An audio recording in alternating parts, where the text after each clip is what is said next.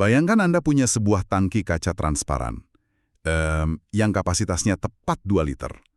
Anda ambil 1 liter air murni, lalu menuangkannya ke dalam tangki itu. Oke, jadi sekarang tangkinya setengah penuh ya? Tepat.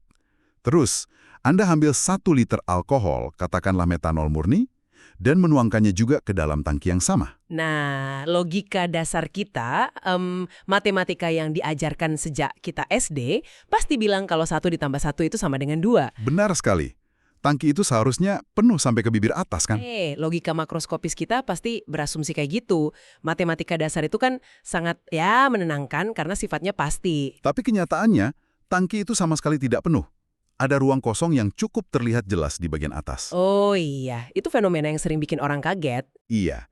Anda baru saja menuangkan 2 liter cairan secara total, tapi hasil akhir di dalam tangki itu, kurang dari 2 liter. Kemana hilangnya sisa volume cairan tersebut? Apakah menguap ke udara atau bocor dari bawah tangkinya? Tidak sama sekali.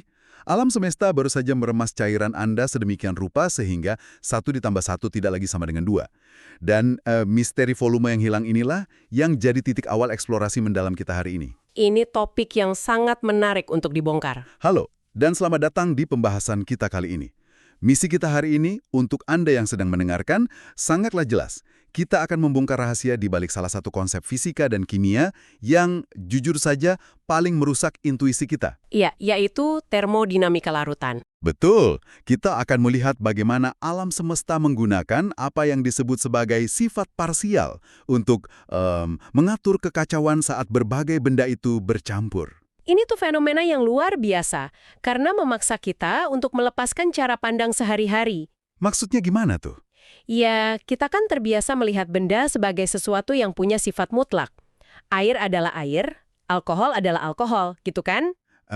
Identitasnya jelas. Nah, tapi fisika tingkat molekuler mengatakan bahwa sifat sebuah zat itu bergantung sepenuhnya pada, dengan siapa ia bergaul. Wow, kayak manusia juga ya. Oke, mari kita langsung bongkar fenomena tangki tadi. 1 liter metanol dan 1 liter air. Mengapa volumenya bisa menyusut? Untuk memahami ini, kita harus berhenti melihat cairan sebagai sebuah balok benda padat yang utuh. Oke. Kita harus mulai melihatnya sebagai miliaran partikel yang bergerak bebas. Ketika Anda punya air murni, molekul-molekul air tersebut memiliki formasi tertentu kan? Mereka mengatur diri mereka dengan jarak tertentu antar satu sama lain gitu ya? Tepat. Ruang yang mereka tempati adalah ruang murni mereka sendiri. Tapi ketika Anda memasukkan metanol ke sana, metanol punya ukuran molekul yang berbeda. Bentuknya juga beda kan? Benar. Dan yang paling penting, gaya tarik elektrostatiknya itu berbeda. Oke, coba saya cari perbandingan di dunia nyata agar ini lebih mudah dibayangkan. Kalau saya punya gerbong kereta kosong dan saya memasukkan 1 orang ke sana, orang itu butuh ruang penuh. Itu ibarat air murni tadi. Nah, tapi kalau gerbongnya sudah sesak oleh penumpang dengan berbagai ukuran, dan saya mendorong 1 orang lagi masuk, respons ruangan itu pasti berbeda kan? Pasti. Orang baru ini bakal nyempil di antara tas, di sela-sela bahu orang lain, mengisi ruang kosong yang tersisa. Apakah molekul bertindak kayak penumpang kereta ini? Analogi gerbong kereta itu sangat membantu secara visual, tapi mari kita perbaiki sedikit agar lebih akurat secara fisika ya. Oh, oke. Gimana tuh? Di dalam gerbong, orang kan cuma bergeser dan nyempil. Mereka nggak mengubah ukuran tubuh satu sama lain kan? Iya sih, agak serem kalau ukuran tubuhnya ikut berubah. Nah, di tingkat molekul, mereka punya ikatan hidrogen dan gaya tarik magnetik mikroskopis. Jadi molekul air dan metanol ini saling menarik dengan sangat-sangat kuat. Oh, jadi mereka bukan cuma nyempil di ruang kosong? Bukan. Mereka benar-benar menarik komponen satu sama lain menjadi lebih rapat daripada saat mereka sendirian. Ruangannya nggak sekedar penuh, ruangannya secara harfiah menyusut akibat tarikan interaksi yang intens ini. Jadi molekul air dan metanol ini saling memeluk terlalu erat sampai mereka menghemat tempat gitu. Persis. Dan inilah lahirnya konsep sifat parsial, atau secara spesifik, sifat molar parsial. Sifat molar parsial. Oke. Ya, dalam fisika kita nggak lagi mengukur volume air murni. Kita mengukur respons sistem. Respons sistem. Bisa dijelaskan lebih lanjut? Jadi sifat parsial itu adalah ukuran seberapa besar sebuah properti keseluruhan larutan, seperti total volume tadi, merespons saat kita menambahkan sejumlah kecil molekul baru ke dalamnya. Sambil menjaga suhu dan tekanan tetap stabil ya? Tepat sekali. Berarti ini bukan tentang zat itu sendiri lagi dong. Ini tentang bagaimana kerumunan bereaksi terhadap zat tersebut. Anda menangkapnya dengan sempurna. Seorang fisikawan nggak akan mengatakan volume 1 mol air adalah sekian. Terus mereka bilangnya gimana? Mereka akan bilang, volume molar parsial air di dalam campuran metanol ini adalah sekian. Sifat mereka berubah secara drastis saat mereka masuk ke dalam kerumunan. Masuk akal, sangat masuk akal. Tapi kalau molekul-molekul ini terus-terusan berdesakan, saling menarik, dan mengubah ukuran satu sama lain karena gaya magnetik tadi, Ya? pertanyaan yang muncul di kepala saya adalah, kapan cairan ini bisa tenang? Keseimbangan. Iya. Bagaimana sebuah sistem yang sebegitu kacaunya pada akhirnya bisa stabil? Maksud saya, kalau saya melihat segelas campuran air dan alkohol di atas meja, cairannya terlihat diam dan seimbang, alam semesta pasti punya mekanisme pengereman dong. Alam semesta memang punya semacam rem otomatis, dan ini membawa kita pada konsep keseimbangan antar fase. Keseimbangan antar fase. Oke, gimana cara kerjanya? Bayangkan segelas campuran cairan tadi. Di permukaannya ada molekul yang terus-menerus melompat ke udara menjadi uap. Dan di saat yang sama, ada uap yang kembali masuk menjadi cairan. Jadi pergerakan massanya luar biasa sibuk di level mikroskopis ya? Sangat sibuk. Keseimbangan sejati itu baru tercapai berkat sebuah metrik yang disebut potensial kimia. Potensial kimia, istilah ini terdengar sedikit mengintimidasi sih. Nggak seserem namanya kok. Apakah ini kayak pengatur suhu ruangan gitu? Begini maksud saya, kalau di sebuah ruangan ada kopi panas dan es batu, perpindahan panas akan terus terjadi dengan sangat kacau. Sampai termometer di kopi dan termometer di es menunjukkan angka suhu yang sama persis. Perbandingan dengan termostat itu sangat brilian. Oh ya? Jadi potensial kimia ini bertindak seperti termostat untuk molekul. Tepat. Massa akan terus berpindah antar fase sampai suhu abstrak ini rata di mana-mana. Sama seperti perbedaan suhu menciptakan aliran panas, perbedaan potensial kimia itu menciptakan aliran massa. Berarti potensial kimia itu pada dasarnya adalah dorongan untuk pindah, gitu. Ya, sering disebut kecenderungan untuk melarikan diri atau escaping tendency. Jika potensial kimia air di dalam cairan lebih tinggi daripada di udara, molekul airnya akan berebut melarikan diri ke udara menjadi uap. persis. Alam semesta itu sangat membenci ketidakseimbangan ini. Ia akan terus mendorong molekul berpindah sampai angka potensial kimianya persis sama di setiap sudut sistem. Dan setelah itu, baru tidak ada lagi pergerakan massa secara makro. Betul sekali, sistemnya jadi terlihat diam dan tenang dari luar. Tapi tunggu sebentar. Kecenderungan melarikan diri ini terdengar sangat filosofis ya? Bagaimana para ilmuwan bisa mengukur sebuah kecenderungan? Apakah ada wujud fisiknya? Nah, disitulah letak keindahan termodinamika, sesuatu yang awalnya merupakan konsep abstrak untuk menjelaskan dorongan alam semesta ini, ternyata punya wujud matematis yang sangat nyata. Wujud matematis seperti apa? Potensial kimia dari sebuah spesies itu secara fisik identik dengan energi bebas Gibbs parsial dari spesies tersebut. Energi bebas Gibbs.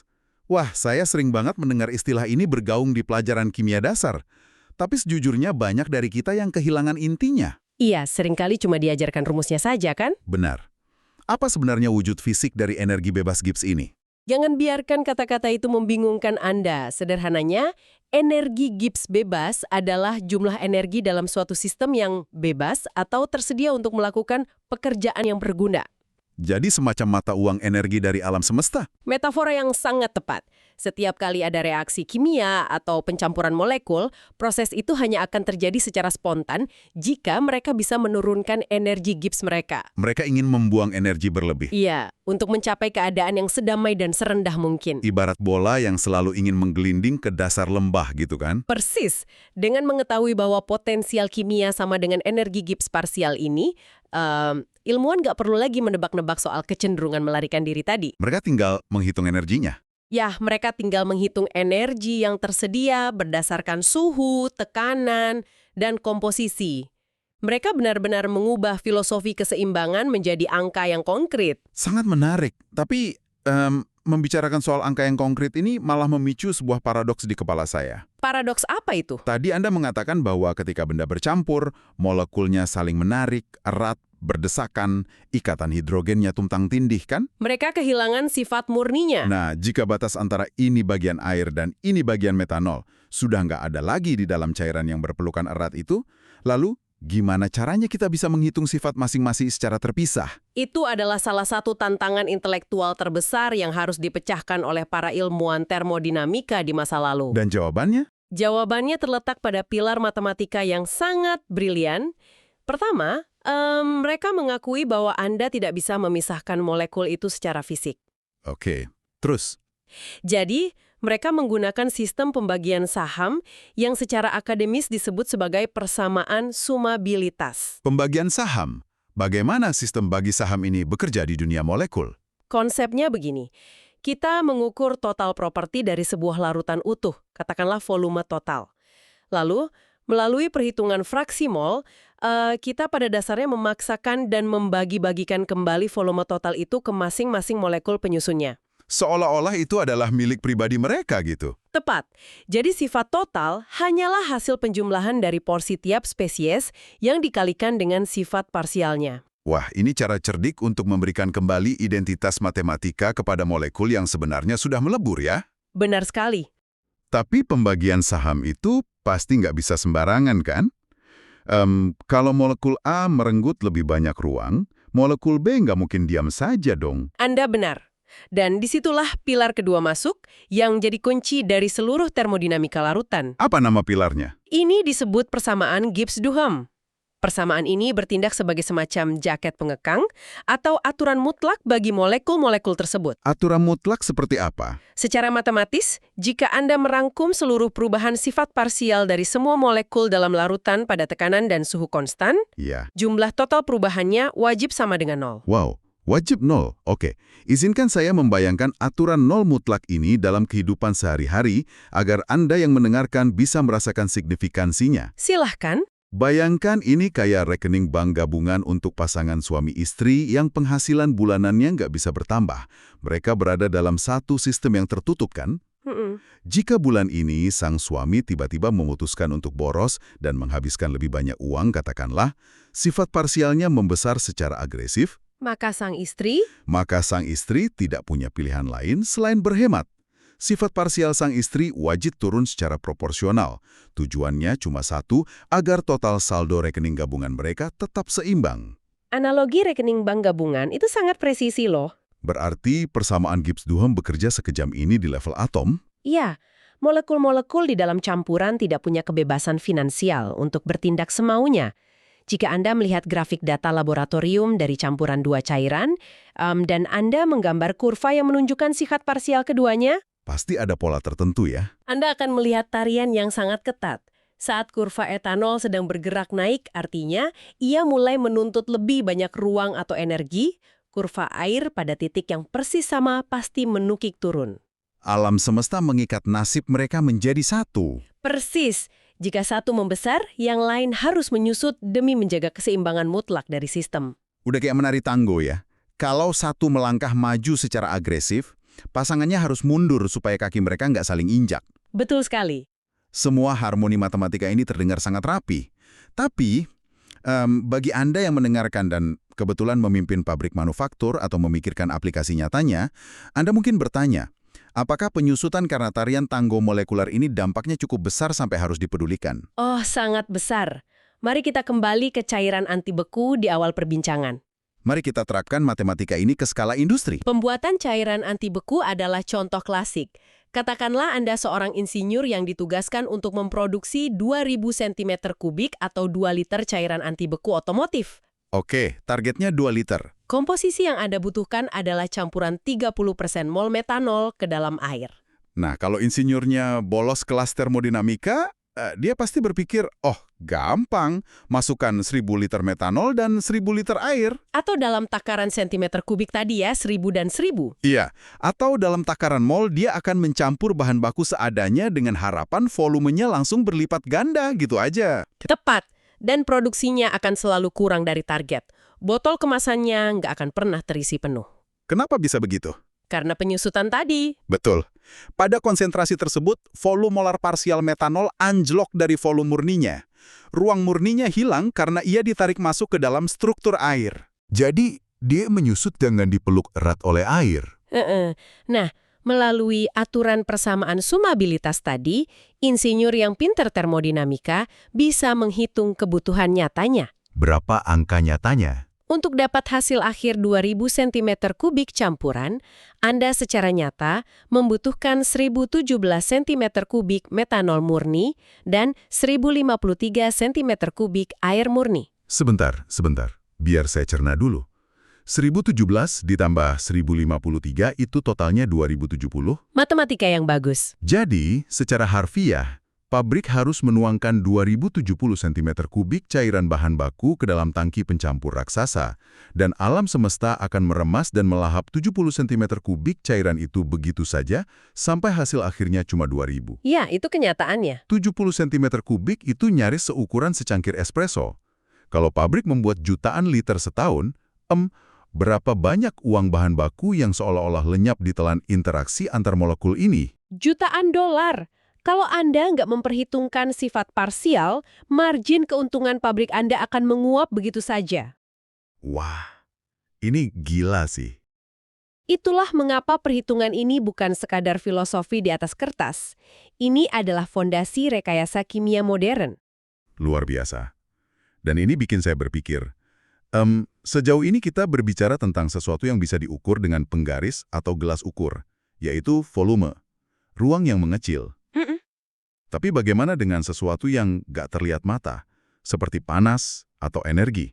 Pencampuran yang sedemikian ekstrim ini pasti menghasilkan sesuatu, kan? Anda benar sekali. Fenomena ini berlaku untuk semua properti termodinamika loh. Termasuk yang tak kasat mata. Iya, termasuk entalpi atau energi panas total dari sistem. Ketika molekul-molekul ini dipaksa berdesakan, ikatan lama diputus dan ikatan baru dibentuk. Dan tarian interaksi molekul ini membutuhkan energi. Atau justru membuang energi berlebihnya. Inilah sebabnya mengapa ketika Anda mencampurkan dua zat tertentu, gelas kimianya bisa tiba-tiba menjadi sangat panas di tangan Anda, padahal Anda nggak memanaskannya. Oh, reaksi eksotermik? Panas yang tiba-tiba muncul itu adalah entalpi parsial yang bereaksi? Tepat sekali. Karena lingkungan molekuler berubah, energi ikatannya pun berubah. Dan ilmuwan bisa menghitungnya? Tentu, ilmuwan bisa menghitung jumlah pasti dari panas tak kasat mata ini menggunakan kalkulus diferensial terhadap fraksi campuran tersebut. Wow. Kita pada dasarnya membedah panas makroskopis menjadi porsi panas parsial per spesies penyusunnya. Melihat bagaimana satu konsep meluas dari memprediksi ruang fisik hingga menghitung energi tak kasat mata, jujur, saya mulai merasa kasihan pada siapapun yang harus mendalami fisika tingkat lanjut. Kenapa kasihan? Ya. Bayangkan saja jika volume memiliki perilakunya sendiri, energi bebas Gibbs punya aturannya sendiri, entalpi punya persamaannya sendiri, apakah mereka harus menghafal kerangka hukum matematika yang sangat sekali berbeda untuk setiap bentuk energi di alam semesta? Nah, disinilah letak anugerah terbesar dari termodinamika. Anugerah? Berarti ada kabar baik? Kabar sangat baik. Anda nggak perlu menghafal rumus baru untuk sifat parsial. Ada sebuah prinsip yang sangat elegan, semacam jalan pintas universal di dalam bahasa alam semesta. Jalan pintas seperti apa tuh? Prinsip ini menyatakan bahwa setiap hubungan linear, setiap persamaan dasar yang mengikat sifat total sebuah sistem, berlaku secara absolut dan identik untuk sifat parsial molekul individu di dalamnya. Tunggu, jadi ini kayak aturan tata bahasa, copy-paste yang selalu berulang di level manapun? Persis. Mari kita ambil contoh entalpi yang baru saja kita bahas, ya. Oke. Di tingkat makro, sistem entalpi yang dilambangkan dengan huruf H didefinisikan sebagai jumlah dari energi dalam sebuah objek ditambah dengan perkalian antara tekanan dan volumenya.